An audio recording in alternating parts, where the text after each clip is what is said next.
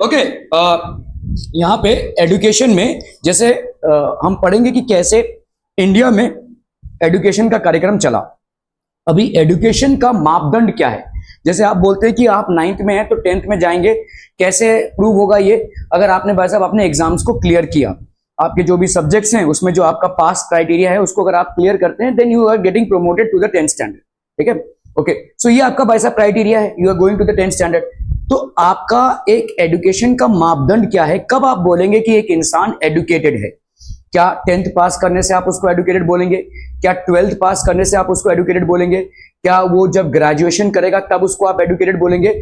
When are you going to call that person as educated? तो इसका भाई साहब क्राइटेरिया क्या है? When are you going to call that person as educated? Educated कब बोलेंगे?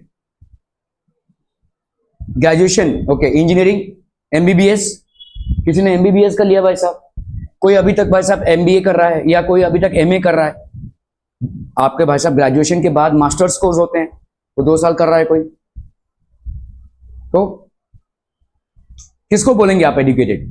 तो जो आपका यूएनओ है, संयुक्त राष्ट्र संगठन या यूनाइटेड नेशंस ऑर्गेनाइजेशन, इन्होंने बोला यार सारे कंट्रीज में अलग अलग तरीके से एजुकेशन हो रहा है, हम कैसे बोलेंगे कि एक इंसान शिक्षित है, एडुकेटेड है? सो उसका बहुत सिंपल सा क्राइटेरिया है कि अगर आपने 7 साल की उम्र क्रॉस की होगी और आपको कोई एक भाषा लिखनी, पढ़नी और समझनी आती है, तो you are educated. if you have crossed 7 years of age and you are basically expert in any one language, you know how to read, write and उसको अगर कर सकते हैं तो आप एडुकेटेड हैं। ठीक है, ओके। सो ये आपका एडुकेशन का परिभाषा है, लेकिन इससे एक राष्ट्र एडुकेटेड नहीं होता है। ठीक है, कुछ कुछ ऐसे कंट्रीज हैं जिन्होंने हेवी इन्वेस्टमेंट किया है एडुकेशन में, और आपको वहां पे चेंजेस देखें। जापान एक कंट्री है जिसने एडुकेशन में बहुत हेवी इन्वेस्टमेंट किया है, मतलब उनके लिए एडुकेशन बहुत इंपॉर्टेंट है, और टेक्निकली क्वालिफाई करना, क्योंकि वहां पे नेचुरल रिसोर्सेज नहीं है, वहां पे खेती बाड़ी नहीं है। ठीक है, तो उन्होंने देखा कि जब अगर हमारे पास नेचुरल रिसोर्सेज नहीं है तो why don't be use the human resources? उन्होंने ह्यूमन रिसोर्सेज को बहुत अच्छी तरह से यूज किया है। ठीक है, and that's one reason why it is still a developed nation, in spite of the fact that वहां पे 2 बार हाइड्रोजन बॉम्ब्स गिरे हैं, या एटॉमिक एक्सप्लोजन्स हुए हैं, या न्यूक्लियर अटैक्स हुए हैं, still it has been able to come to its feet. ठीक है, तो ये आपका जापान का एक स्टोरी है, और यहाँ पे हम देखेंगे कि एडुकेशन का कार्यक्रम इंडिया में चला। ठीक है, in this chapter we shall review the main stages and schemes in the development of education system in India. We shall take into consideration primary, secondary as well as higher education. Primary education एक segment होता है, secondary education होता है, और फिर higher education होता है। ठीक है, and besides research institutes in some representative areas, this will give us an idea of the educational system throughout the country. The first census of independent India in 1951 revealed the extreme complexity and intractability of the educational issues in the country. तो census होता है भाई साहब, census मतलब क्या है? जिसमें आप रिकॉर्ड करते हैं चीजों को। ठीक है, जैसे पॉपुलेशन का एक सेंसस होता है, आप रिकॉर्ड करते हैं, तो इसी तरह से एक सेंसस हुआ कि कितने लोग शिक्षित हैं, शिक्षा कैसे दी जा रही है स्कूलों में, तो ऐसा एक रिकॉर्डिंग हुआ। The first census of independent India 1951 में हुआ, revealed extreme complexity, बहुत ज्यादा कॉम्प्लेक्स दिख रहा था, मतलब, और intractability, ट्रैक मतलब कौन एडुकेटेड है, या कोई एडुकेशन प्राप्त कर रहा है या नहीं, स्कूल में पढ़ाई हो रही है नहीं, बच्चा पास कैसे हो रहा है, ये सब का कुछ ट्रैक ही नहीं है, there is no track। ठीक है, okay. intractability of the educational issues in the country, intractability मतलब कैसे ट्रैक करेंगे भाई? देखो, जब आपका 10th का रिजल्ट निकलेगा तो उसमें कैसे बोलते हैं इस बार 98% रिजल्ट हुआ, इसका मतलब क्या है कि जितने लोगों ने 10th के लिए एग्जामिनेशन दिया था उसमें से 98% लोग क्लियर हो गए।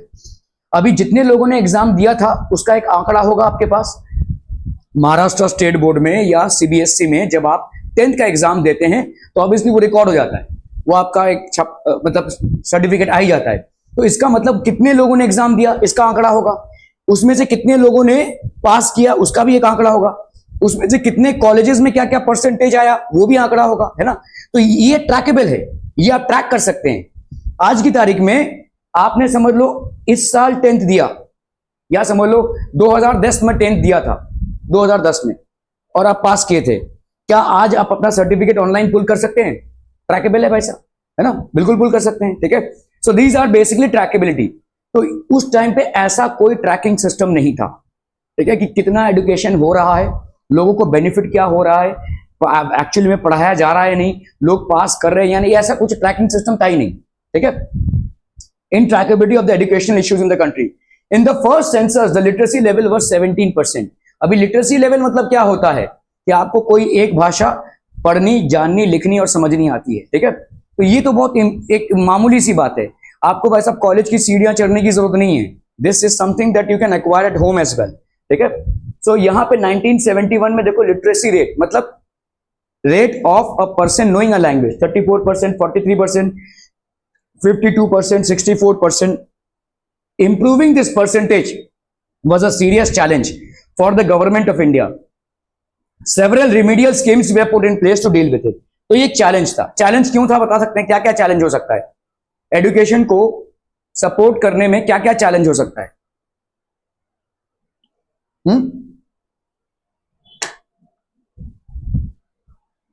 बोलिए क्या चैलेंज हो सकता है? टीचर्स का चैलेंज हो सकता है, गेटिंग गुड टीचर्स। दूसरा, गेटिंग गुड स्कूल्स। तीसरा, बुक्स, जो जिनको आप पढ़ा रहे हैं उनके पास पैसा नहीं है पढ़ने के लिए। प्रायोरिटी, लोग प्रायोरिटी एजुकेशन को देते ही नहीं है। ठीक है, सो ऐसे बहुत सारे रीजंस हो सकते हैं। ठीक है, so primary education refers to the schooling given to children in the age of 16 to 14 year age group. इसको लिख लीजिए भाई साहब, प्राइमरी एजुकेशन क्या होता है? प्राइमरी एजुकेशन 6 से 14 साल के बच्चे के एज ग्रुप में आता है, और इसीलिए प्राइमरी एजुकेशन को आप गवर्नमेंट की स्कीम्स के तहत फ्री भी करवा सकते हैं। आपने आरटीई एक्ट सुना होगा, राइट टू एजुकेशन, उसके हिसाब से आपको अगर नंबर लगता है तो आप किसी स्कूल में फ्री एजुकेशन भी प्राप्त कर सकते हैं। तो इसको अपन बोलते हैं primary education. Primary education avail करना हमारा फंडामेंटल राइट है। अगर गवर्नमेंट को मालूम चलता है कि आप किसी के प्राइमरी एजुकेशन में बाधा दे रहे हैं, वो चाहे आपके खुद के लड़के बच्चे क्यों ना हो, आपके ऊपर कार्रवाई हो सकती है। ठीक है, so everybody in India has got the right to primary education. 6 से 14 साल के बच्चों को जो एजुकेशन मिलना चाहिए, इसको अपन बोलते हैं primary education. In 1988 the central government started a scheme for the spread of primary education and to improve educational standards. It is known as operation blackboard. इसको लिख लीजिए, सेंट्रल गवर्नमेंट का 1988 का स्कीम था जिसको अपन बोलते हैं ऑपरेशन ब्लैक बोर्ड। ठीक है, तो the scheme started by central government in 1988 which is known as operation blackboard in order to promote primary education. ठीक है, the government made funds available to help improve the standard of the schools and fulfill minimum educational needs such as at least 2 proper classrooms। ठीक है, तो 1988 के हिसाब से क्या क्या गवर्नमेंट ने फुलफिल करने की कोशिश की? कम से कम 2 प्रॉपर क्लासरूम होने चाहिए एक स्कूल में। ठीक है, toilets, 1 of the 2 teachers to be female. ये ऑपरेशन ब्लैक बोर्ड में क्या क्या था? आप बिल्कुल भी नहीं लिखती हैं, मैं कंटिन्यूसली नोटिस करता हूं। ठीक है, ऑपरेशन ब्लैक बोर्ड में क्या क्या था भाई साहब? मिनिमम आपके ऑपरेशन ब्लैक बोर्ड में जो 1988 में गवर्नमेंट ने चालू किया, ऑपरेशन ब्लैक बोर्ड में 1988 में government made funds available to improve the standard school to fulfil minimum education, 2 proper classrooms, at least 2 proper classroom. ठीक है, ऑपरेशन ब्लैक बोर्ड ऐसा लिख लीजिए और उसके नीचे ऐसे डालिए, operation black board started in 1988। ऐसे operation black board started in 1988, उसके नीचे डैश लेके लिख दीजिए क्या क्या रिक्वायरमेंट्स था? 2 proper classrooms, toilets, 1 of the teachers to be female, एक black board, maps, lab apparatus, small library, playground, sports equipment etcetera. ठीक है, ये सब आपका भाई साहब 1988 में कार्यक्रम चालू हुआ। ठीक है, कम से come this scheme help the primary education system. तो प्राइमरी एजुकेशन सिस्टम के लिए गवर्नमेंट ने पहले क्या लॉन्च किया? 1988 में ऑपरेशन ब्लैक बोर्ड लॉन्च किया, जिसके तहत एक स्कूल में कम से कम 2 रूम्स होने चाहिए, एक टॉयलेट होना चाहिए, एक ब्लैक बोर्ड होना चाहिए, 2 टीचर में से 1 टीचर फीमेल होना चाहिए। ठीक है, 1 teacher has to be female. ठीक है, black board, maps, lab apparatus, small lab. क्यों फीमेल? क्यों? बच्चे से बड़ा प्यार रहेगा इसलिए। पता है क्या? मैं पता नहीं, ऐसा ही वो उनका मानना है। ठीक है, okay, 2 teachers to be female, a black board, maps, lab apparatus। ठीक है, अगर किसी स्कूल में लैब नहीं है तो उसका लाइसेंस कैंसिल हो सकता है। ठीक है, अगर किसी स्कूल में लैब नहीं है, कभी कभी स्कूलों में लैब ऐसे ही दिखाने के लिए रख देते हैं, वो जब चेकिंग करने के लिए, देखो देखो भाई साहब लैब है, अभी भाई साहब उसमें शायद से कभी लेकर ही नहीं गए होंगे, ठीक है। आपके एमएनआर में लैब है ना, कितनी बार गए हैं आप? 2 बार गए हैं, अच्छा। कौन से लैब में गए हैं? फिजिक्स, केमिस्ट्री, बायो लैब में 2 बार गए हैं, फिजिक्स में 1 बार भी नहीं, बहुत बढ़िया। और केमिस्ट्री में 1 बार? भाई रिकॉर्ड हो रहा है जो बोल रहे हो कभी नहीं गए फिजिक्स केमिस्ट्री, कभी नहीं गए? कितने की फीस भरते हो भाई साहब? फीस मालूम है? पूछते नहीं हो स्कूल अथॉरिटी से, पूछना चाहिए, ठीक है। खैर मैं आपको बता रहा हूं कि आप अगर अपना फीस स्ट्रक्चर देखोगे तो उसमें लैब फीस भी आता है। There is a provision for lab fees. आपके लैब के लिए कितना फीस लगेगा? Yes, there is a provision. वो फीस आप पे करते हो, आपको क्वेश्चन करना चाहिए। ये इसलिए नहीं होता भाई साहब, हमारे टाइम पे लैब में जाना बहुत इंपॉर्टेंट था। हर वीक में कम से कम 2 पीरियड फिजिक्स का, केमिस्ट्री का और बायो का होगा ही होगा, जो लैब में जाना पड़ेगा। हमको एक्सपेरिमेंट करने पड़ते थे भाई साहब, तो वो हमारे लिए इसलिए मुश्किल था क्योंकि हमको जो 20 मार्क्स मिलते थे प्रैक्टिकल के, वो एक्चुअल प्रैक्टिकल्स होते थे। आज की तारीख में तो ठीक है, जर्नल सबमिट करो और भाई साहब क्या, चलो 20 मार्क्स आ गए भाई साहब, ठीक है। ये तो पास कराने का तरीका है भाई साहब, समझ में आता है हमको भी। तो ये इसीलिए लैब में लेकर ही नहीं आते, क्योंकि भाई साहब जिसको लैब के एक्सपेरिमेंट से पास नहीं कराना है, वैसे ही जिसको 20 मार्क्स देने, तो उसको कहां भाई साहब लैब में लेकर जाएं। सिंपल सा फंडा है भाई साहब। अगर ऐसे ही किसी को 20 मार्क्स आपको देने हैं तो क्यों लैब में लेकर जाएं? ये वैसा चल रहा है। खैर, this scheme help the primary education system to gain some momentum. Okay, तो ये था भाई साहब आपका operation blackboard. After the formation of Maharashtra state in 1960, the government took the decision to implement a common state-wide curriculum for standard 1 to standard 7। एक state-wide curriculum होना चाहिए common, ठीक है। Principal Syed Rauf of ST college Mumbai was assigned the task of preparing the draft of this curriculum, ठीक है। 1 से 7 standard तक एक कॉमन करिकुलम होना चाहिए। In 1994 this scheme was expanded and provision was made for 1 additional classroom। तो अभी तक कितने चल रहे थे? 2 क्लासरूम मिनिमम, अभी एक और क्लासरूम, स्कूल के लिए कम से कम एक और क्लासरूम, ठीक है। किसके लिए? प्राइमरी एजुकेशन के लिए। प्राइमरी एजुकेशन में सिर्फ 2 क्लासरूम भी होंगे तो आप स्टार्ट कर सकते हैं। ऊपर भाई साहब एक प्राइमरी स्कूल है, ठीक है, उसमें 2 ही क्लासरूम है, वैसा ही, ठीक है। तो ये 2 क्लासरूम, अभी आप तीसरा क्लासरूम भी डालना पड़ेगा। तो in 1994, from 1988 to 1994 there was a provision made for an additional classroom, ठीक है, for additional classroom and for appointing 1 more teacher in school. तो अभी तक 2 टीचर का स्कीम चल रहा था, अभी एक और टीचर, ठीक है। 1 more teacher in school with an enrolment of more than 100 student. अभी स्कूल्स को टारगेट मिल गया कि भाई साहब आपको कम से कम 100 स्टूडेंट्स को एनरोल करना पड़ेगा, ठीक है। With priority given to girls schools, girls schools को प्रायोरिटी मिली। Schools with a majority of scheduled caste and tribe students and schools in rural areas, इन सबको प्रायोरिटी मिलने लगा। तो जहां पे भाई साहब शेड्यूल्ड कास्ट और शेड्यूल्ड ट्राइब की पॉपुलेशन ज्यादा है, या बैकवर्ड एरियाज हैं, रूरल एरियाज हैं, ग्रामीण इलाके हैं, ऐसे जगहों पे स्कूल्स के एस्टैब्लिशमेंट के लिए प्रायोरिटी दी जाने लगी, ठीक है। It was also made binding upon the state government to appoint female teachers to 50% of the post in schools, ठीक है। फीमेल टीचर्स भाई साहब 50% पोस्ट भरेंगे। क्लियर है? समझ में आ रहा है भाई साहब? तो आपके स्कूल्स में जो टीचर्स हैं वो फीमेल्स जो होंगे वो 50% होंगे। तो मतलब आपका क्या ख्याल है, मेल टीचर्स और फीमेल टीचर्स में कुछ डिफरेंस दिखता है? मैं ऐसे पूछ रहा हूँ। यहाँ पे तो प्रोविजन गवर्नमेंट ने दिया है कि फीमेल टीचर्स 50% होने चाहिए। मतलब हमारे टाइम पे ना ऐसे आते थे, ऐसे हमारे टाइम पे वैसा सिर्फ लड़कों का स्कूल होता था। लड़कों का स्कूल मतलब ओनली बॉय। मैं जिस कॉलेज से पढ़ा हूँ आज भी वो बॉयज कॉलेज ही है, ठीक है। आज भी मतलब वो सिर्फ और सिर्फ बॉयज। तो हमारे टाइम पे ऐसे जो आर्टिकल राइटिंग आता है ना, या एक्सपेंशन ऑफ आइडिया, तो उसमें ऐसे टॉपिक्स आते थे। Should coed be there? Coed मतलब क्या? को एजुकेशन होना चाहिए, मतलब लड़के और लड़कियां साथ पढ़ें। हमारे सिस्टम को हम पे भरोसा नहीं था, सिंपल बात है। बस ना ही हमारे माता पिता को, ना ही हमारे भाई साहब स्कूल वालों को, ना ही हमारे डिस्ट्रिक्ट को, ना ही हमारे स्टेट को, ना ही हमारे देश को हम पे भरोसा था। तो इसीलिए उन लोगों ने बोला था बॉयज बॉयज स्कूल में जाएंगे, गर्ल्स गर्ल्स स्कूल में जाएंगे। ऐसा ही चला था भाई साहब। आप भी पूछ लीजिएगा, आपके मम्मी पापा भी सिर्फ बॉयज या सिर्फ गर्ल्स स्कूल में ही पढ़े होंगे। मेरी ये संभावना है ज्यादा की। ओके, तो यहाँ पे आपका क्या हो गया भाई साहब? आपका 50% फीमेल टीचर्स होने चाहिए। तो इसका एक रीजन क्या है कि फीमेल्स में मातृत्व भाव ज्यादा रहता है, ठीक है। शायद देखो मेरे लिए कट टू कट है, मैंने पढ़ाया, तुमने नहीं पढ़ा, तुम्हारा प्रॉब्लम। तो फीमेल्स थोड़ा सा भाई साहब, हाँ बच्चा क्या नहीं पढ़ा ये वो, मेरे मेरे मेरे को बिल्कुल ये समझ में नहीं आता है, ठीक है। नहीं आता है तो नहीं आता है भाई साहब, क्या करें। मैंने पढ़ाया है, आपको नहीं समझ में आ रहा आप पूछिए, नहीं समझ में आया फिर से बताऊंगा, सॉल्व करूंगा, ये सब। आप अगर फिर भी नहीं पढ़ रहे हैं तो आप प्रॉब्लम है, ठीक है। ये कट टू कट है, फीमेल नहीं नहीं भाई साहब बैठो, क्या नहीं समझ में आ रहा है, ओले ओले ओले ओले बच्चे, ऐसा नहीं होगा भाई साहब, ठीक है।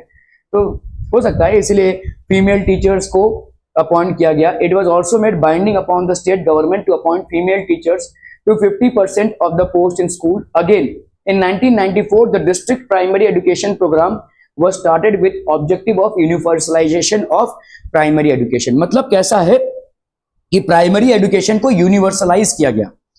फॉर एग्जाम्पल, जैसे हम जब ABCD पढ़ना चालू किए तो ए सीधा ए ऐसे लिखना है, ए ऐसे लिखना है। अभी अगर आप देखोगे किंडरगार्टन में पहले एक महीना तो लोग स्लीपिंग लाइन सिखाएंगे, फिर स्टैंडिंग लाइन सिखाएंगे, फिर ये ऐसा सिखाएंगे। आपने पढ़ा है किंडरगार्टन में भाई साहब, sleeping line, standing line, slanting line, पता नहीं क्या क्या है। तो बच्चों को भाई साहब ऐसे स्लांटिंग लाइन, अच्छा ये ए का एक डंडी है, ओके, अभी ये वाला सीखेंगे, अच्छा फिर स्लीपिंग लाइन सीखेंगे, फिर जाकर ए सीखेंगे। तो ऐसा जो क्राइटेरिया था ये हमारे टाइम पे नहीं था, ठीक है। तो ऐसा अभी यूनिवर्सलाइजेशन हो गया है। Now there is universalisation of primary education, मतलब काफी अलग तरीके से एजुकेशन को इम्पार्ट करने दिया जा रहा है, ठीक है। Okay, it was implemented in 7 states including Maharashtra. The plan envisages 100% attendance in primary school. तो मतलब अटेंडेंस आपका 100% होना चाहिए। हाँ, बीमार पड़ गए इक्का दुक्के तो अलग बात है, लेकिन अटेंडेंस आपका 100% अगर नहीं हुआ तो आपको नेक्स्ट क्लास में शायद प्रमोट ना किया जाए, ठीक है। ये सिस्टम है कि अगर आपका attendance is falling short beyond a certain percentage, कितना है आपका 75, तो अगर 75% से कम है आपका अटेंडेंस, तो अगर आप एग्जामिनेशन पास करते हैं तो भी भाई साहब आपका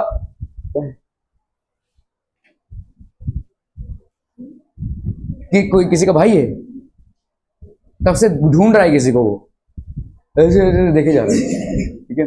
ओके, तो आपका भाई साहब अगर आप पास भी कर जाते हैं एग्जाम, समझ लीजिए 9 से 10th में जाना, आपने एग्जाम पास कर लिया, लेकिन आपका अटेंडेंस 75% से नीचे, तो आपको रोक देंगे, ठीक है।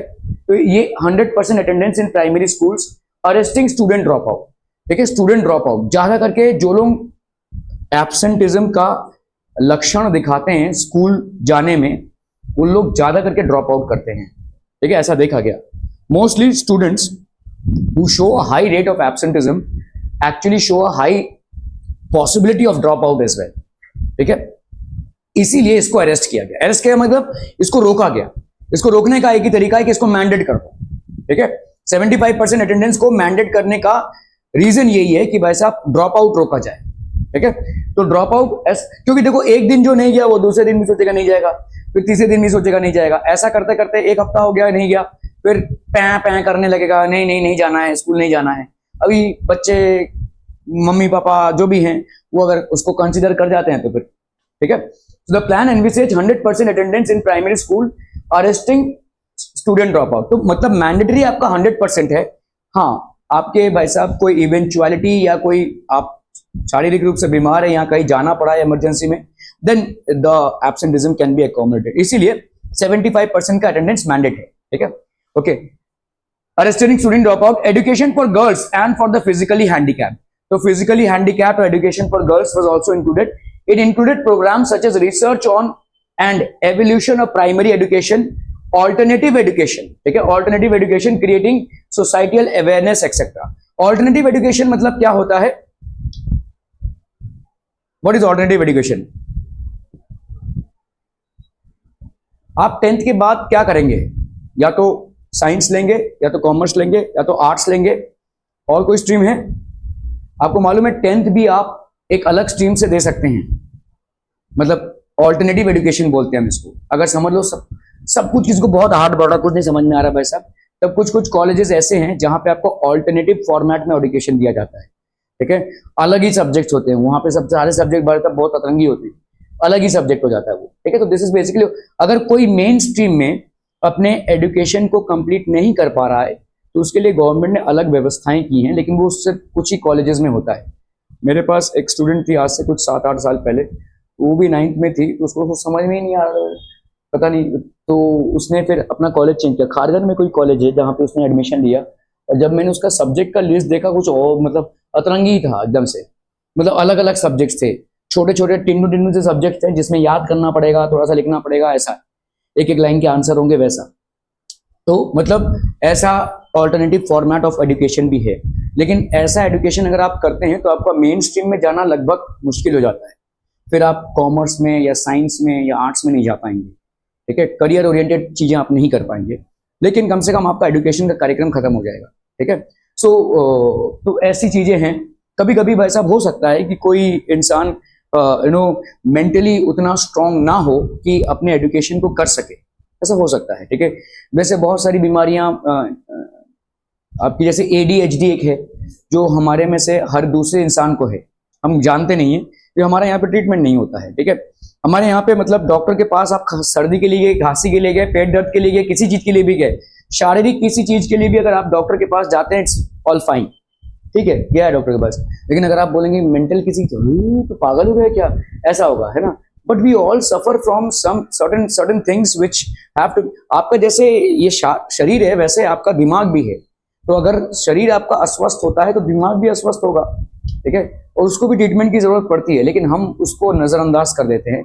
अक्सर आप देखेंगे कि एक डिजीज होता है जिसको अपन बोलते हैं ADHD, attention deficiency hyper active, ये आपका डिसऑर्डर होता है। मतलब ऐसे बहुत सारे स्टूडेंट्स होते हैं जो चाहते हैं कि अच्छा पढ़े, लेकिन वो फोकस नहीं कर पाते हैं, अटेंशन डेफिशिएंसी होती है, ठीक है। मतलब अटेंशन को वो ज्यादा देर तक केंद्रित नहीं रख सकते, ज्यादा देर तक पढ़ाई में केंद्रित नहीं रख सकते, ये प्रॉब्लम है, ठीक है। आप अगर फॉरेन कंट्रीज में जाएंगे तो वहां पे जो ADHD के लोग होते हैं, पहले ही भाई साहब सेग्रीगेट कर दिया जाता है बैचेस को। पहले जो नॉर्मल स्टूडेंट्स हैं और पहले जो थोड़ा सा ADHD मतलब बहुत नॉर्मल सा चीज है, हर दूसरे इंसान को है।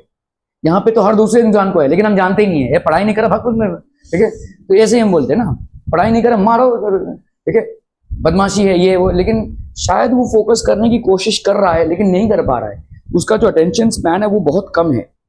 ये स्टूडेंट का चैलेंज है, और इसके लिए कुछ दवाइयां होती हैं, कुछ नॉमिनल सा ट्रीटमेंट। पागल नहीं है वो, ठीक है, अपना फोकस को केंद्रित नहीं कर पा रहा है। ये बहुत कॉमन सी बीमारी है, और इस बीमारी का अलग तरीके से ट्रीटमेंट होता है फॉरेन कंट्रीज में। आप अगर स्कूल में जाते हैं तो पहले ही उन लोग ADHD को टेस्टिंग कर लेते हैं। ADHD के स्टूडेंट्स को अलग रखेंगे और नॉर्मल स्टूडेंट्स को अलग रखेंगे। ADHD के स्टूडेंट्स को पढ़ाने के लिए अलग टीचर्स आएंगे और इनको पढ़ाने के लिए अलग टीचर्स आएंगे, और ज्यादा करके देखा गया कि ये 2-3 साल में नॉर्मल स्ट्रीम में चले आते हैं, ठीक है, क्योंकि वहां पे ट्रीटमेंट होता है। यहाँ पे क्या हो रहा है, एक बच्चा जो फोकस के प्रॉब्लम से गुजर रहा है, जिसको ADHD है, उसको अपन फोर्सफुली पढ़ा रहे हैं, वो समझ नहीं पा रहा है, सब लोग पढ़, वो भी पढ़े जा रहा है भाई साहब, ठीक है। तो कैसे भी करके नैया पार करनी है, कैसे भी ढूंढ करके दूसरे क्लास में गया, फिर से कंफ्यूजन, फिर से ढूंढ करके दूसरे क्लास में गया। ये जो जद्दोजहद है और ये जो भाई साहब स्ट्रगल है वो चलता ही रहेगा, ठीक है, क्योंकि हम उसको हिट ही नहीं कर रहे हैं जहां पे काम करने की जरूरत है। देखिए हमारा जो पॉपुलेशन है वो इतना ज्यादा है कि कस्टमाइज प्लान्स नहीं अवेलेबल है। आप अगर किसी डॉक्टर के पास जा रहे हैं, समझ लीजिए आपको मलेरिया हुआ, मुझे भी मलेरिया हुआ है, दैट्स ठीक है, डॉक्टर दोनों को सेम दवाई देगा, लेकिन इस दवाई का असर आपके शरीर पे अलग होगा, मेरे शरीर पे अलग होगा। इस दवाई का साइड इफेक्ट्स आपके शरीर पे अलग होगा, मेरे शरीर पे अलग होगा। लेकिन हमारी पॉपुलेशन इतनी है कि हम कस्टमाइज ट्रीटमेंट अफोर्ड नहीं कर सकते, ठीक है। इसी तरह से हमारा जो एजुकेशन सिस्टम है ये भी पॉपुलेशन से इंपैक्टेड है। इतना बड़ा पॉपुलेशन है कि कस्टमाइज एजुकेशन हम अफोर्ड नहीं कर सकते। हर स्टूडेंट का रिक्वायरमेंट अलग है, ठीक है। कोई थोड़े से में समझ जाएगा और किसी को भाई साहब 4-5 बार रिपीट करने में भी शायद नहीं समझ में आए। इट डिपेंड्स, ठीक है। तो ये आपके एजुकेशन के चैलेंजेस है, लेकिन यहाँ पे जो गवर्नमेंट काम कर रही है हमारे देश के पॉपुलेशन के हिसाब से, हम पहले सार्वजनिक रिक्वायरमेंट को ही पूरा नहीं कर पा रहे हैं। ये जो है ये तो बहुत आगे की बातें हैं। ADHD से कोई सफर कर रहा है नहीं, उसको भाई साहब सही ट्रीटमेंट से हम पढ़ा पा रहे हैं कि नहीं, ये सब आगे की बातें हैं। लेकिन पहले एजुकेशन पे सबको लाओ तो सही। गवर्नमेंट बोल रही है भाई साहब ये जो बातें हैं, ADHD से कोई सफर कर रहा है कि नहीं, किसी को स्पेशल क्लासेस की जरूरत है कि नहीं, किसी को स्पेशल अटेंशन की जरूरत है कि नहीं, ये सब तो बात की बातें हैं। पहले सब लोग आए तो सही एजुकेशन के प्लेटफॉर्म पे, तो पहले बात मामला सार्वजनिक तो हो, उसके बाद हम इन सब चीजों को कर सकते हैं, ठीक है। सो आपका यहाँ पे इन सब चीजों को इंक्लूड किया गया है। It include programme such as research on and evaluation of primary education alternative education, creating societal awareness, the mid day meal scheme, ये भाई साहब मिड डे मील स्कीम चला, ठीक है, in 1995 to proper nourishment for students. तो आपका mid day meal scheme चला। अभी देखो जैसे जितने भी आपके किसान वगैरह हैं, जितने भी मजदूर हैं, उनके लिए उन्होंने जो फैमिली बनाई है, उनके हिसाब से जितने मजदूर होंगे, जितने बच्चे होंगे, उतने काम करने वाले होंगे। तो अभी जब ये बच्चे स्कूल में जाएंगे तो काम कौन करेगा, ठीक है, और इनको खिलाएगा कौन? तो गवर्नमेंट बोल रही है कि भाई साहब हम मिड डे मील स्कीम चालू करते हैं, जिसमें आपके बच्चों का पोषण भी हम देखेंगे और उनका पढ़ाई लिखाई भी। तो जितना भी आपके आंगनवाड़ी स्कूल्स हैं, वहां पे मिड डे मील मिलता है बच्चों को, कम से कम एक टाइम का खाना मिलता है, जिसके वजह से वो आते हैं। ये गांव खेड़े में बहुत ज्यादा सक्सेसफुल है, ठीक है। कम से कम उस लालच से तो बच्चे आएंगे, ठीक है, कि चलो खाना, गरम गरम खाना तो मिल रहा है, ठीक है, तो इस लालच से तो कम से कम बच्चे आएंगे। और पेरेंट्स को भी रहेगा कि भाई साहब चलो खेत में काम नहीं किया, लेकिन एक टाइम का खाना तो उसका उधर हो गया ना, उसको खाना तो नहीं देना पड़ रहा है मेरे को, पैसे भी बच गए, ठीक है। तो गवर्नमेंट ने ये सारे स्कीम्स चालू किए हैं। इन 1991 Kerala became a fully literate state. What steps must be fully literate, मतलब 100% लिटरेसी, ठीक है। आप ज्यादा करके देखेंगे आपके स्कूल्स में जो टीचर्स हैं जनरली साउथ इंडियंस होते हैं, जनरली, ठीक है, क्योंकि उनको उनका एजुकेशन लेवल ज्यादा रहता है। दे हैव प्लेड और they have paid much importance to education. अभी ये लिटरेसी रेट जो है वो क्या है, वही 7 साल की उम्र और एक कोई लैंग्वेज आपको पढ़ना लिखना और समझना आता है, ठीक है। So this is how Tarabai Modak began work in the field of education in Bordi and Kosbad. She started anganwadi. ये आंगनवाड़ी मतलब समझते हैं, आपके कामोटे में कहां पे आंगनवाड़ी है मालूम है? अरे गांव वालों को तो मालूम होगा, नहीं मालूम है? ये सुषमा पाटिल स्कूल है, इसके सामने जो रोड है ऊपर चले जाएंगे, वहां पे ये आंगनवाड़ी का स्कूल। आंगनवाड़ी का स्कूल नहीं मालूम है? बाप रे बाप, जैसे अंदर जाएंगे ना, एक बिल्डिंग आता है ना, उस बिल्डिंग में ही है आंगनवाड़ी का स्कूल, ठीक है। You should be knowing about these things. Anganwadi for Adivasi children, she worked hard to bring in the learning, but आज भी चल रहा है आंगनवाड़ी का स्कूल। यहाँ पे मिड डे मील स्कीम भी होता है और ये आपके प्राइमरी एजुकेशन को टारगेट करता है, ठीक है, ओके। मेथड टू स्टार्ट कुशालास, meadow schools and to spread vocational technical education. Anutai Wagh established an institution at Kosbath for the progress of Adivasis in Thane district. It is known as the Kosbath project. She started creches, ठीक है, nurseries, primary school, adult education classes, bal sevika training schools etcetera for the education of Adivasi. तो काफी सारे ऐसे programmes चालू हुए। Adult education भी एक, जैसे समझो कि जो आपका अडल्ट हो गया, क्या उसको एजुकेशन की जरूरत है? अगर हम उसको प्रोवाइड कर सके तो क्यों नहीं। तो ऐसे बहुत सारे कार्यक्रम चालू हुए जहां पे आप अपने काम काज करने के बाद जाकर 2 घंटा बैठे, ठीक है। बहुत सारे नाइट कॉलेजेस हैं, यहाँ सुषमा पाटिल में भी नाइट कॉलेज है, आपके पनवेल में भी एक नाइट कॉलेज है। तो इन नाइट कॉलेजेस में कौन पढ़ता है? समझ लीजिए किसी ने अपना एजुकेशन कंप्लीट नहीं किया है, कामकाज में लग गया है, 12th तक पढ़ा या 10th तक पढ़ा, तो 12th के बाद भाई साहब उसने कॉलेज नहीं किया है, तो वो जाकर इन कॉलेजों में एडमिशन लेकर अपना डिग्री या अपना एजुकेशन कंप्लीट कर सकता है। हाँ, ओपन यूनिवर्सिटीज हैं। ओपन यूनिवर्सिटीज में तो आप घर पे बैठे भी कर सकते हैं। ओपन यूनिवर्सिटीज में आपके डिस्टेंट कोर्सेज होते हैं, ठीक है। जैसे यशवंत राव चौहान जो है वो आपका एक ओपन यूनिवर्सिटी है। इग्नू जो Indira Gandhi national open university है, वो तो आपका सेंट्रली लोकेटेड है, वो बहुत बड़ा यूनिवर्सिटी है। तो ऐसे बहुत सारे ओपन यूनिवर्सिटी और कॉलेजेस आ गए हैं, ठीक है। इसमें एज का कोई लिमिट नहीं है, आप कभी भी इन चीजों को कंप्लीट कर सकते हैं, ठीक है, okay. Secondary education, after independence education minister Maulana Abdul Kalam Azad decided to bring about fundamental changes in the field of education। तो ये हमारे पहले मिनिस्टर थे, मिनिस्टर ऑफ एजुकेशन, ठीक है। द यूनिवर्सिटी एजुकेशन कमीशन, यूईसी बोलते हैं हम इसको, यूनिवर्सिटी एजुकेशन कमीशन वो सेटअप फॉर दिस पर्पस। तो इन्होंने बोला कि भाई साहब एक कमीशन सेटअप हो और उस कमीशन में जितने भी प्रॉब्लम्स है वो पहले आइडेंटिफाई हो, उसके बाद हम उनके सोल्यूशंस निकालेंगे।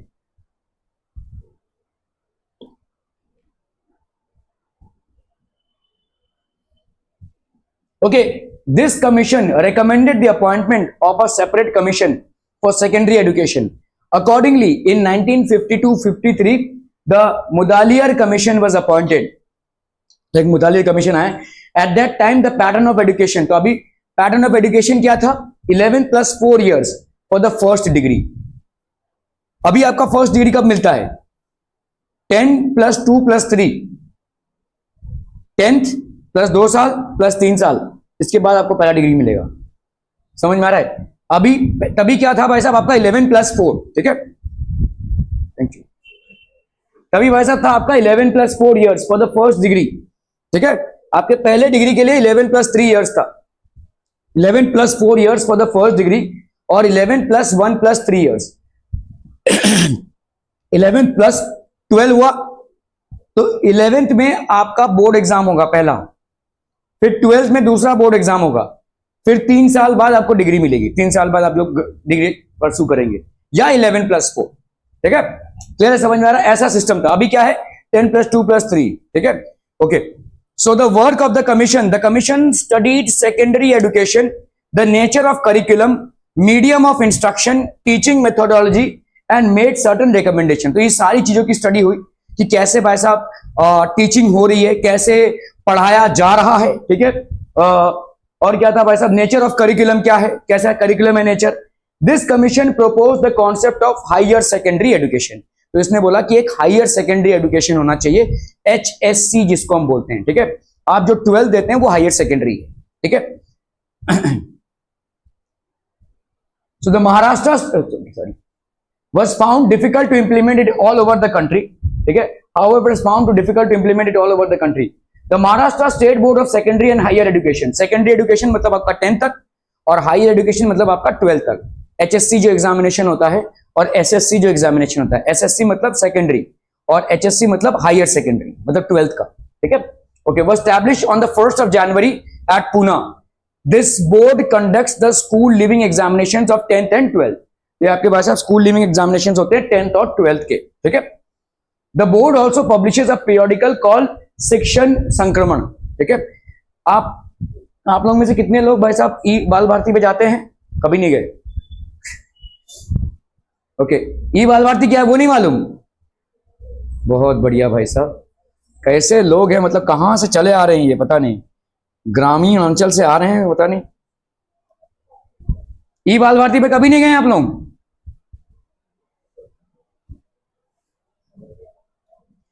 ये आपका भाई साहब साइट है, यहां पे तो आप बुक्स को फ्रीली डाउनलोड कर सकते हैं, गवर्नमेंट ने इतनी आपको सुविधा दी हुई है, ठीक है। और भी बहुत सारी चीजें हैं।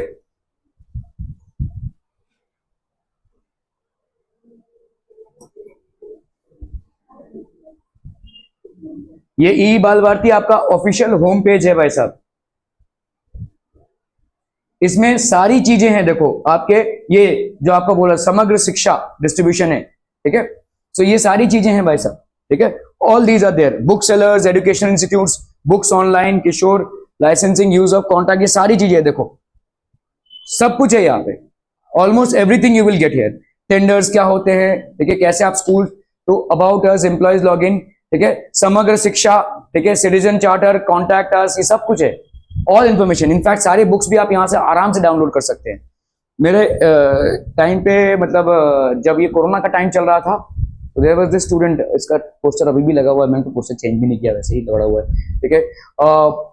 This person actually he is now completing his medical from एला मेडिकल कॉलेज, और इन्होंने रायत से टॉप किया था उस टाइम पे, 98% आया था उनको। इन्होंने एक भी बुक 11th में और 12th में खरीदा नहीं था, सारा कुछ ई बाल भारती से लिया था। None of the books. आपके भाई साहब धड़ाधड़ आप लोग बुक्स परचेज करते हो, करते क्या अचार डालते हो उसका भाई साहब सोचिए, आपका यहां से सारे बुक्स मिल जाते हैं। मैं जो आपको पढ़ा रहा हूं मैं वहीं से तो पढ़ा रहा हूं। ये जो है आपका भाई साहब कहां से आ रहा है, वहां से डाउनलोड किया मैंने, I have downloaded from there only.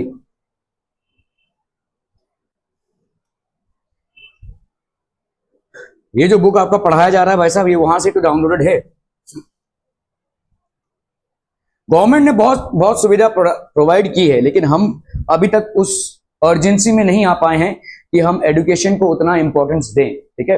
Kothari commission setup हुआ in 1964। A commission was appointed under the chairmanship of doctor DS Kothari. Doctor JP Naik made valuable contribution to the work of this commission. The commission also recommended, यहां से देखो 10+2+3 pattern चालू हुआ। ये जिस pattern में फिलहाल आप हैं वो है आपका 10+2+3। अभी आपका NEP आ गया है, it's a little different, but this is the 10+2+3 pattern for secondary. तो सेकेंडरी हुआ आपका 10, हायर सेकेंडरी मतलब 10+2, एंड यूनिवर्सिटी एजुकेशन मतलब 10+2+3। क्या ये समझ में आ रहा है भाई साहब? ठीक है। This system was implemented in 1972। 1972 से ये सिस्टम चला आ रहा है। The commission also suggested a uniform national system of education, the inclusion of the mother tongue. ठीक है, तो जैसे मदर टंग का inclusion, Hindi and English in education. ठीक है, हिंदी और इंग्लिश को भी एजुकेशन में डाला जाए, as well as continuing education. जैसे आपका अभी पहले आपका तो मराठी कंपलसरी है स्टेट बोर्ड में, महाराष्ट्र स्टेट बोर्ड में। सीबीएसई में पहले मराठी कंपलसरी नहीं था, अभी कर दिया है। ठीक है, everybody has to take Marathi. तो आप जिस स्टेट में हैं उसका स्टेट में आपको उस लैंग्वेज को लेना ही पड़ेगा। ठीक है, okay. As well as continuing education, adult education. ठीक है, एजुकेशन बाय कॉरेस्पॉन्डेंस। आज की तारीख में एजुकेशन बाय कॉरेस्पॉन्डेंस कर सकते हैं आप, घर बैठे बैठे किसी ओपन यूनिवर्सिटी से आप भाई साहब कोर्स कर सकते हैं। वहां के स्टडी मटेरियल्स आपको आ जाएंगे, आपको एग्जामिनेशन में अपीयर होना पड़ेगा। ठीक है, education by correspondence and open universities to make education trickle down to the lowest rungs of the society। तो ये सारी तमाम चीजें आ गई। ठीक है, आज की तारीख में तो भाई साहब आप ऑनलाइन एजुकेशन भी ले सकते हैं। ठीक है, तो दीज आर थिंग्स।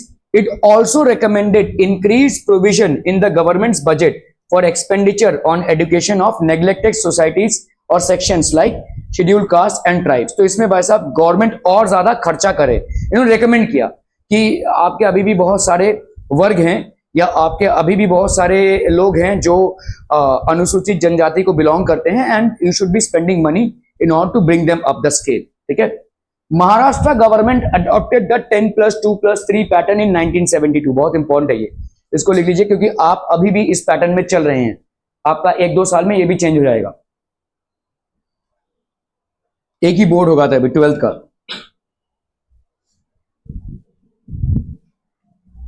निश्चित सोचा कभी होगा भाई साहब, जान छूटे बोर्ड बोर्ड है।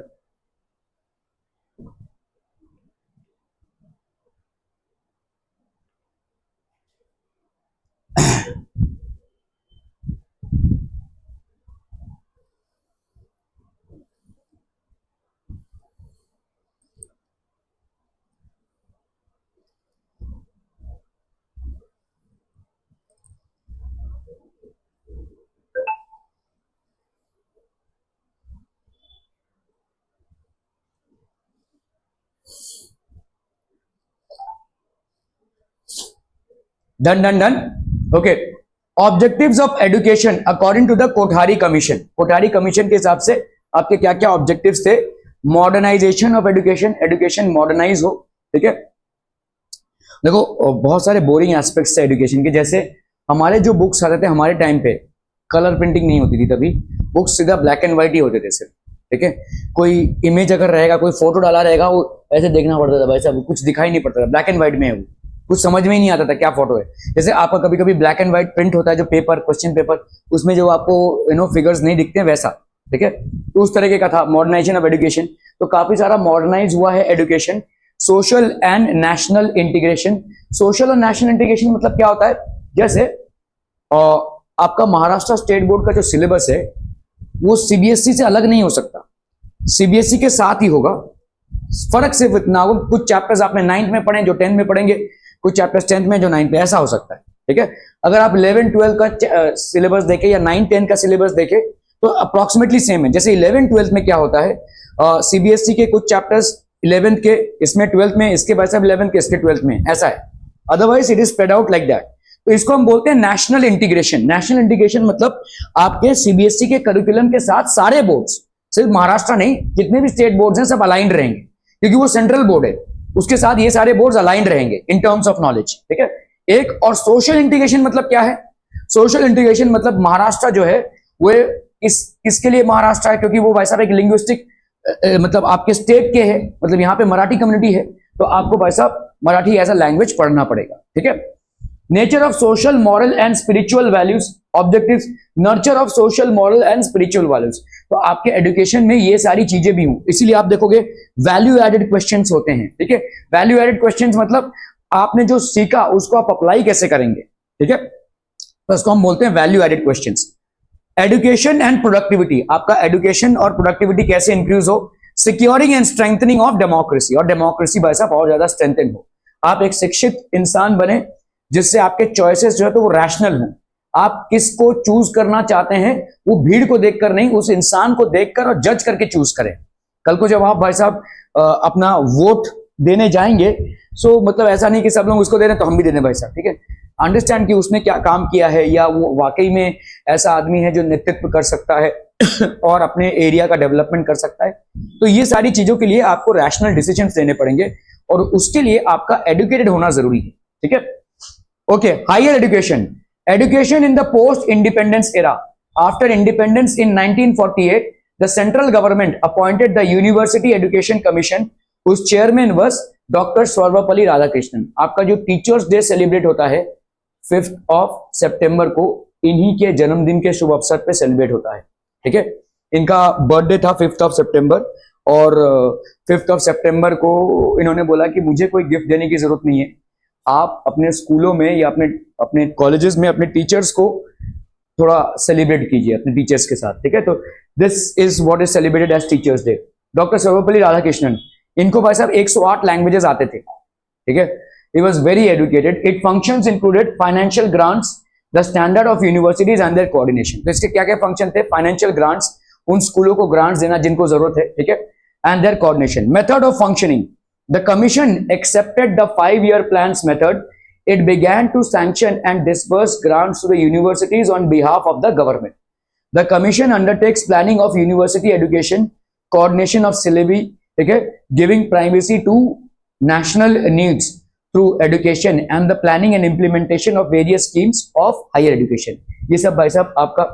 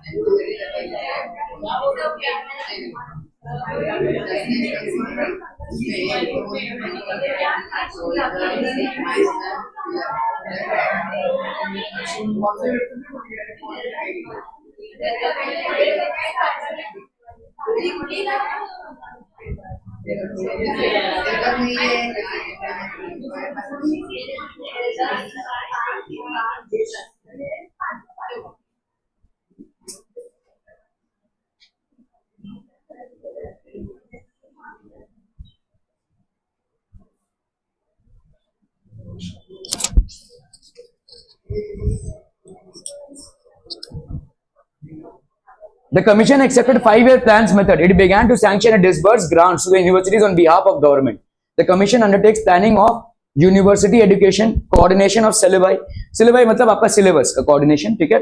Giving primacy to national leads through education and the planning and implementation of various schemes for higher education. तो higher education के लिए भी भाई साहब ये commission काम करती है, ठीक है? बाप रे बहुत लंबा चैप्टर है ये तो. Okay. It has done valuable work in establishing university development councils, centers for advanced studies for postgraduate education. Postgraduate education मतलब क्या होता है? What is postgraduate education? आपके ग्रेजुएशन के बाद जो आप एजुकेशन करते हैं उसको अपन पोस्ट ग्रेजुएट, जैसे एमए हो गया, एमएससी हो गया, इनको पोस्ट ग्रेजुएट एजुकेशन बोलते हैं. Establishing new universities. After the advent of television in India, it initiated the country-wide classroom program, which is telecast by Doordarshan on behalf of the commission. तो ये सब सारी चीजें तमाम चालू हो गई. The art department was established in 1965 in Maharashtra to frame the policy for art education and for its implementation by institutes of art. तो यहाँ पे आर्ट डिपार्टमेंट भी स्टैब्लिश हुआ. The department undertook the responsibility of organizing the drawing grade examinations at school level. अभी भाई साहब आपके school level पे भी ड्राइंग ग्रेड एग्जामिनेशन होते हैं. हमारे टाइम पे आर्ट का कोई पेपर नहीं होता था, अभी तो आर्ट के पेपर होने लगे हैं आपके. हाँ, एलिमेंट्री होता है आपका, ठीक है? तो ये सारे आपके आ गए हैं अभी, ठीक है? So these are elementary education में भी आपका आर्ट आ गया है. National council of educational research and training, जिसके ऊपर आपका सीबीएसई का सिलेबस है, जिसको अपन एनसीईआरटी बोलते हैं, ठीक है? This body was established in Delhi on the 1st of September 1961. Its main objective is to help the central government in matters of school education in the context of a comprehensive policy and in implementing educational schemes. तो NCERT भाई साहब करता क्या है? पूरे education को structurize करके proper guidance देता है, ठीक है? Okay, it has played a central role in designing school curriculum and textbooks with the cooperation of Central Board of Secondary Education. तो central board of secondary education के साथ इसने तालमेल मिलाकर, ठीक है, ये सारे डिवाइस किए. It provides guidance and cooperation in the area of primary and secondary education to the state governments, ठीक है? आपके जितने भी कॉम्पिटिटिव एग्जामिनेशंस हैं उसमें अगर आपने एनसीईआरटी के बुक्स से सवाल कर लिए ना तो आपका बहुत फंडा क्लियर हो जाता है, ठीक है? आप पढ़ेंगे जब आप 11th 12th में जाएंगे और जब आईआईटी या नीट की तैयारी कर रहे होंगे तो आपको हर कोई बोलेगा कि एनसीईआरटी के सवाल लगाइए.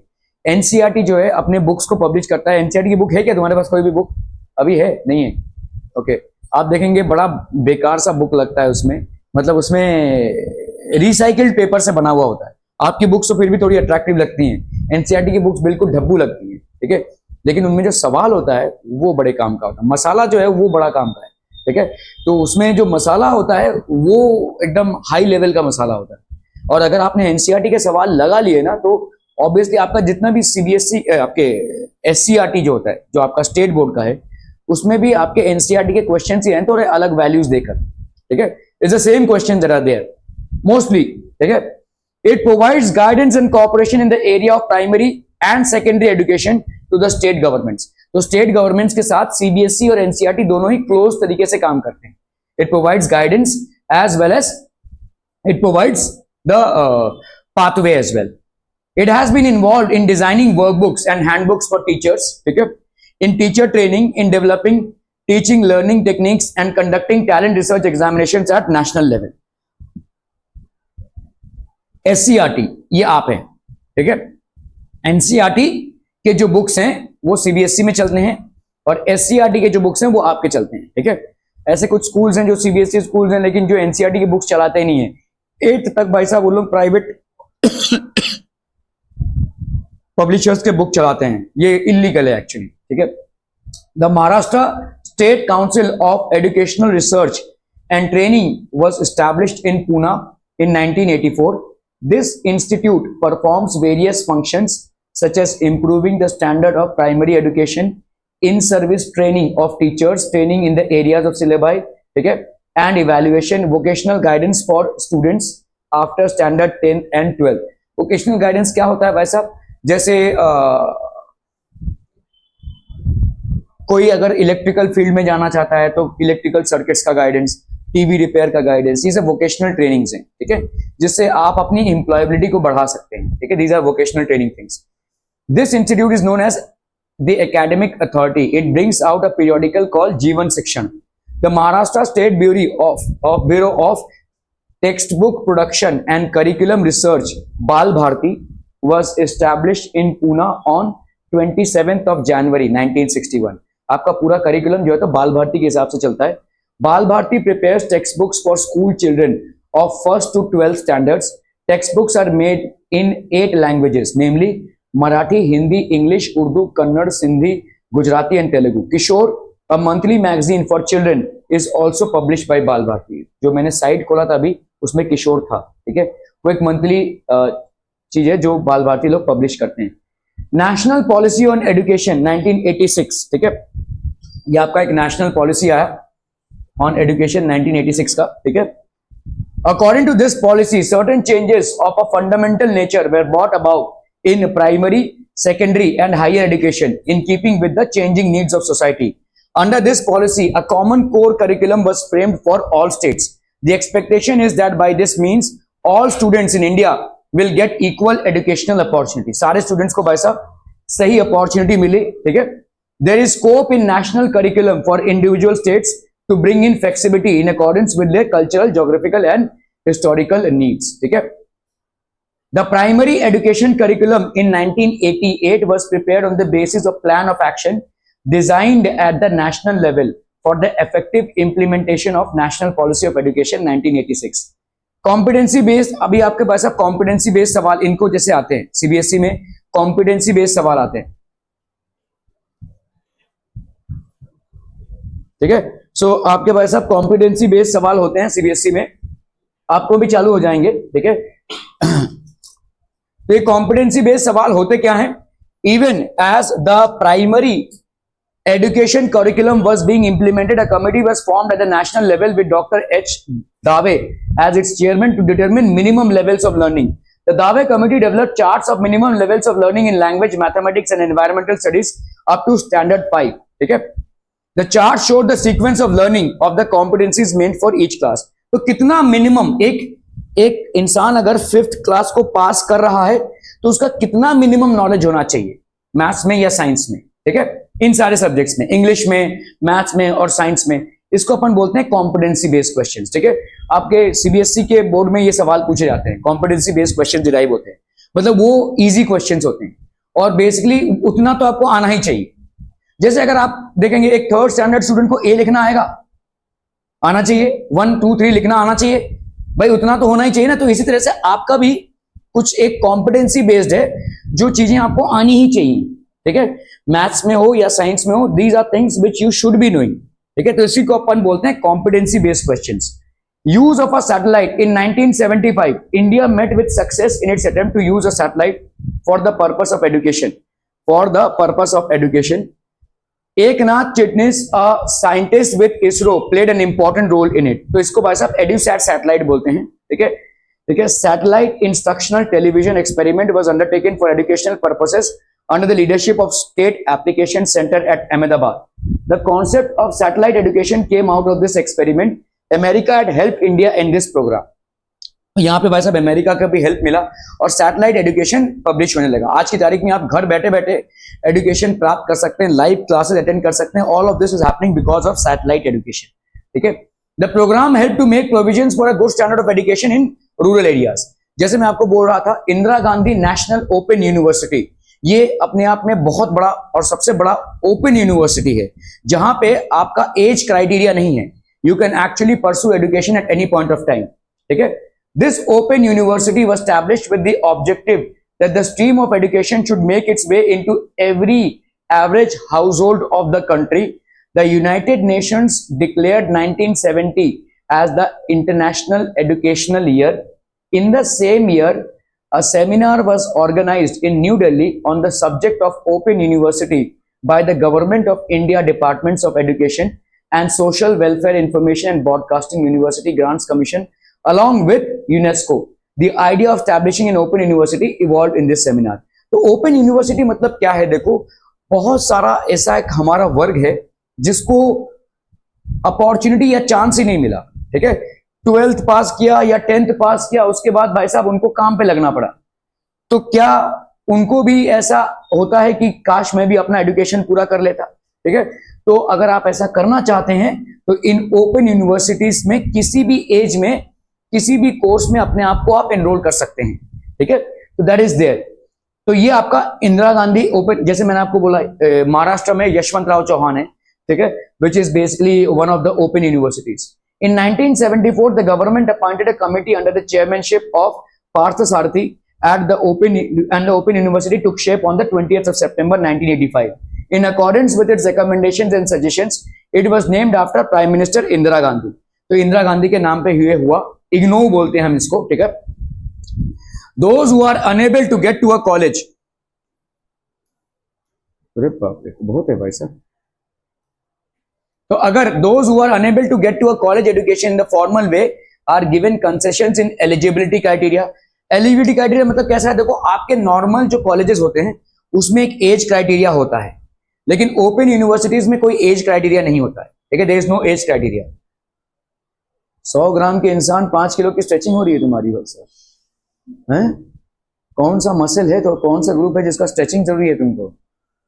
Those who are unable to get a college in education in the formal way are given concessions in eligibility criteria, age and other conditions for admissions. In 1990, the IGNOU started an audio-visual distance education program through Akashvani and Doordarshan. ठीक है, तो audio visual था, मतलब आप TV में इसको देख सकते हैं, जो लेक्चर्स हो रहे हैं उसको आप लाइव टेलीकास्ट हो रहा था टीवी में, ठीक है। It conducted more than 1000 curricula of various branches. It provides facilities for education through 58 training centers in the country and 41 centers in foreign countries as well.